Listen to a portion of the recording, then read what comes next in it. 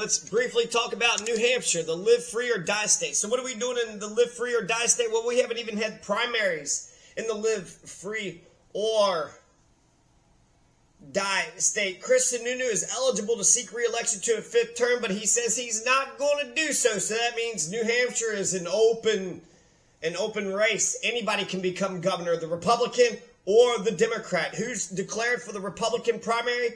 The Republican primary is going to take place September 10th, 2024. Well, it's July, August, September. That means you got at least a month and a half, almost 2 months to research this and figure out what's going on. September 10th, and then there's the general election. Well, you have Kelly Ayote, Chuck Norris, Sean Fife, Robert McClory, Richard McMiniman, and Frank Staples. So you have at least 5 or 6 people there in the Republican primary. Who is Kelly Ayote? She's a former U.S. Senator and the Attorney General. And then who is Chuck Morse, the former president of the New Hampshire Senate. The former president of the New Hampshire Senate, former acting governor, and candidate for the U.S. Senate in 2022. So you have one person, basically it looks like it's Kelly Ayote, Kelly, and not really anybody else. You got some welder, some farmer, some auto repair shop owner, and then Frank Staples, well, he's a transitional living program owner. And then you have the Democratic primary. Who's running in the Democratic primary? The former mayor of Manchester, Joyce Craig. John Kuyper, former Newmarket Town Councilor, Cindy Warmington.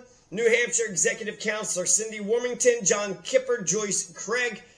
So you have 3 main candidates in the Democratic primary. You got 6 candidates in the Republican primary. Who are these people? What do they represent? Let's take a look at Kelly Ayote. What does Kelly Ayote represent? And what does Joyce Craig? We'll say Joyce Craig. Let's assume that the top of the ticket, the top ones are the ones that's going to do anything. Let's find out what they're about. So Kelly Ayote, attorney, born here, done this. Let's see, life, clear air emission standards. Ayote.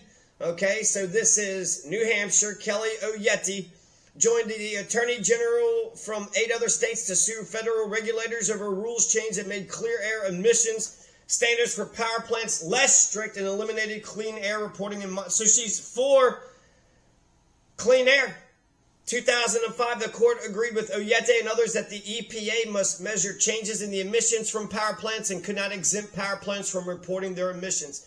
Well, that's exciting. So you got a Republican who is saying that climate change is real and that the power plants need to clean their shit up. Prosecution of murder cases. As Assistant Attorney General, Kelly Ayote prosecuted 2 defendants for the 2001 Dartmouth College murders in Etna, New Hampshire.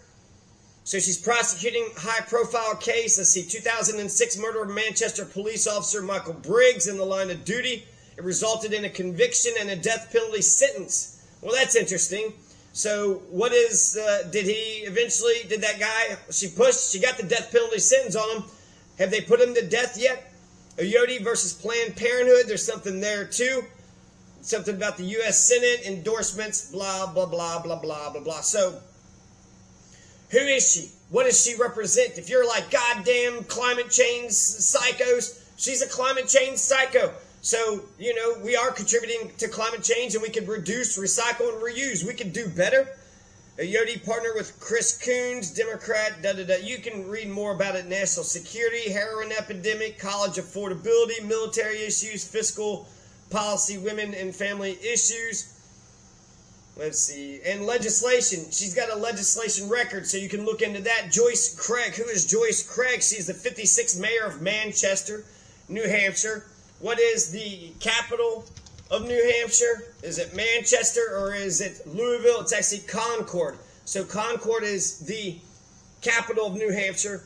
Craig's first political campaign came in 2007 when she was elected to the Manchester School Board.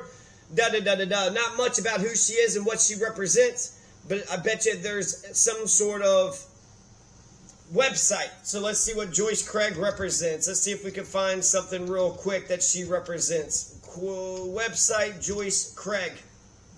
for governor. Here we go.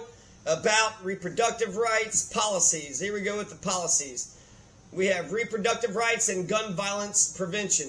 A lot of people are just kind of sticking with those two issues, right? It's all going to be about abortion, and it's going to be about taking guns away from people. So let's see. Weakest guns law. They said that New Hampshire has some of the weakest gun laws in the entire country. Makes it easier for dangerous individuals to acquire guns, cause harm to the communities.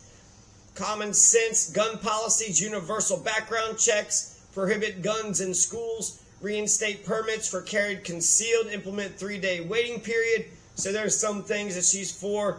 Safe storage, close the hate crime loophole, ghost guns, ban the sale of assault weapons and high-capacity magazines, the extreme risk protection order law, 3-day waiting period, fund municipal gun reduction strategies. What about a gun buyback program? The reproductive rights policy agenda.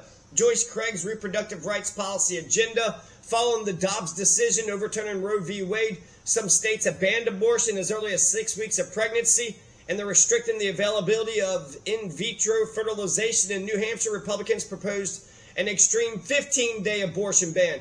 What, you've been pregnant for 15 days? Well, that's a life, and we're going to force you to give your rapist father's baby. It doesn't matter. That's a life, and we don't care if your father raped you and kept you shielded and defunded essential health care services, contraception, STI testing, cancer screenings. As mayor of Manchester, she supported the largest Planned Parenthood facility in the state, ensured that women had access to reproductive health care. It's essential. Women everywhere in our state have the same protections in place.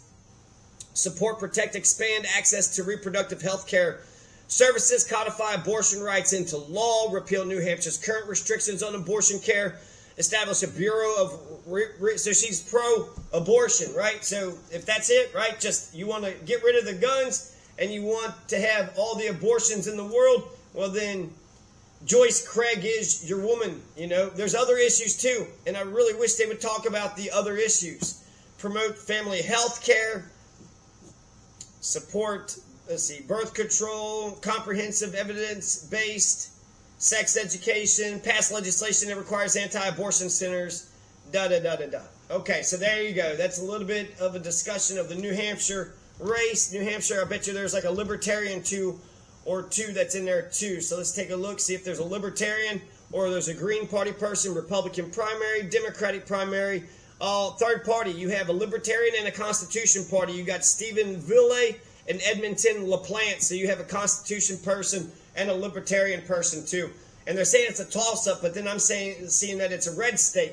So essentially that Joyce Craig is going to go down, and then Kelly Ayote is going to go up. So Kelly Ayote is going to make sure there's plenty of guns all over the place, so that way the rapist fathers can force their daughters to give birth to their rapist incestuous babies. Kelly Ayote is not pro-choice, pro-life for, when it comes to abortion, but probably against life and every other. Well, she's also for the EPA thing. So Nixon was for the EPA thing. I don't know. There's a beginning conversation for you for New Hampshire. Live free or die.